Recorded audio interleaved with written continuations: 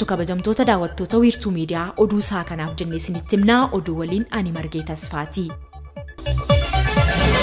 Dureeyyiin Maaleeziyaa Itoophiyaatti invest akka godhan Ministeerri Muummee Dr. Abiy Ahmed waamicha taasisan. Dureeyyiin Maaleeziyaa carraalee investmentii Itoophiyaan qabdutti fayyadamanii Itoophiyaatti invest akka godhan Ministeerri Muummee Dr. Abiy Ahmed waamicha taasisaniiru. Ministeerri Muummee Dr. Abiy Ahmed garee jira ministeerotaa waliin ta'uun Maaleeziyaa Kuala Lumpur daawwataniiru. Ministeerri Muummee turtii taasisaniin Ministeera Muummee Maaleeziyaa Anwar Ibrahim waliin mari'ataniiru. Itoophiyaa fi Maaleeziyaan tumsa gamlamee fi michooma bara dheeraa akka qaban ibsaniiru. Hariiroo biyyoota lameenii cimsuun haala danda'amu irratti marii bu'a qabeessa taasisuus himaniiru. Biyyoonni lamaan qonna, industirii, albuuda, daldalaa fi investmentii dabalatee carraaleen hedduun hariiroo isaanii cimsuu itti danda'an akka jiran kaasaniiru. Dureeyyiin Maaleeziyaa carraa investmentii guddinni Itoophiyaa uumetti fayyadamuun invest akka godhan Ministeerri Muummee Dr. Abiy Ahmed waamicha taasisaniiru. Hawaasni daldalaa Maaleeziyaa fi seektarri dhuunfaa hirmaannaa investmentii irratti taasisuuf mootummaan deeggarsa akka taasisuu eeraniiru. Itoophiyaan sirna mootummaa federaalaa, ijaarsa sirna diimokiraasii, ijaarsa bu'uura misoomaa fi magaalaawwan ammayyeessuu ilaalchisee Maaleeziyaa irraa muuxannoo fudhachuu akka barbaadu Ministeerri Muummee Maaleeziyaa Anwar Ibrahim Itoophiyaa akka daawwatan Ministeerri Muummee Dr. Abiy Ahmed waamicha taasisaniiru. Ministeerri Muummee Maaleeziyaa Anwar Sadat biyyoonni lamaan gama daldalaa, diinagdee, teeknooloojii nyaataa, enerjii fi seektoroota garaagaraan hariiroo qaban cimsuu haala danda'an irratti Ministeerri Muummee Dr. Abiy Ahmed waliin mari'achuu isaanii ibsaniiru. Maaleeziyaan tumsa Itoophiyaa waliin qabdu cimsuuf akka hojjettu dubbataniiru. Itoophiyaan tumsituu murteessaa fi ulaa seensaa Afrikaati kan jedhan Ministeerri Muummee Maaleeziyaa jijjiiramnii fi guddinni dinqisiisaan Itoophiyaa keessatti ta'aa akka jirus dubbataniiru. Jijjiiramoota diinagdee, bulchiinsa gaarii buusuu, carraaqii malaammaltummaa qoolachuu taasifamaa jiru, qulqullina barnootaa, guddina daandii qilleensaa Itoophiyaa fi gama birootiin galma'aa jiran dinqisiifataniiru. Itoophiyaan biyyoota Afrikaa guddaa ta'aa jiran keessaa tokko ta'uu ishee eeranii tokkummaa fi tumsa Afrikaanotaaf qooda olaanaa akka baate ibsaniiru. Maaleeziyaan jijjiiramoota Itoophiyaatti dhufan irraa muuxannoo fudhachuu fi muuxannoo ishees qooduuf qophiidha jedhan. Itoophiyaan miseensa BRICS akka taatu deeggarsa Maaleeziyaan taasifteef Ministeerri Muummee Dr. Abiy Ahmed galateeffataniiru.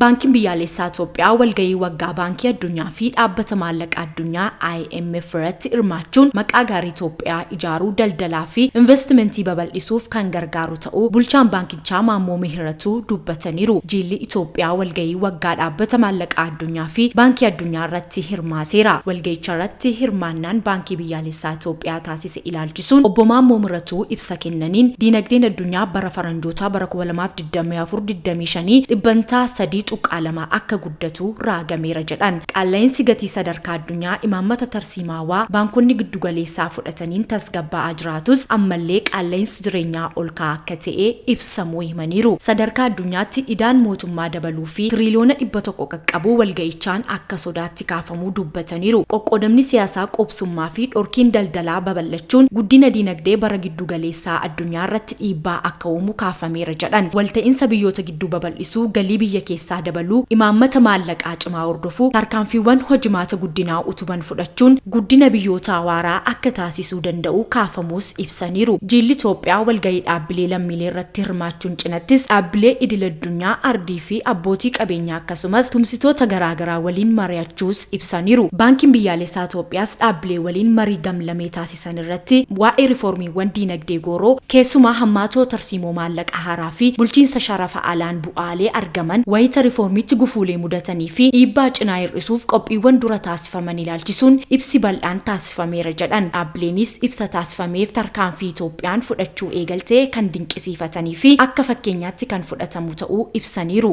Dabalataan hariiroo Itoophiyaa waliin qaban cimsuuf fedhii qabaachuu akeekuu ibsaniiru. Hirmaannaan baankii biyyaalessaa walgahicha irratti qabaatee milkaa'aa fi maqaa gaarii Itoophiyaa ijaaruu, daldalaa fi investmentii babal'isuuf kan gargaaru riformii diinagdee mootummaan eegaleefis deeggarsa walitti qabuuf kan tumsu ta'uu dubbataniiru. lammiileen Itoophiyaa 87 caalan kanneen Saawud Arabiyaatti haala rakkisaa keessa turan baatii eeblarraa eegalee biyyatti deebi'uu isaanii ministeerri dubartootaa fi dhimmi hawaasummaa beeksise. Guyyaa har'aas lammiileen Itoophiyaa 838 biyyatti deebi'aniiru. Kanneen biyyatti deebi'an buufata xiyyaaraa fi giddugaleessa turtii deeggarsaa fi kunuunsa gochuu fi maatii isaaniin akka wal argan gochuuf hojjetamaa akka jiru ibsameera. Eebila 4 bara 2016 irraa eegalee hojii hojjetameen ammammaatti lammiileen Itoophiyaa 87 caalan biyyatti deebisuun akka danda'ame odeeffannoon ministeericharraa argame ni mul'isa.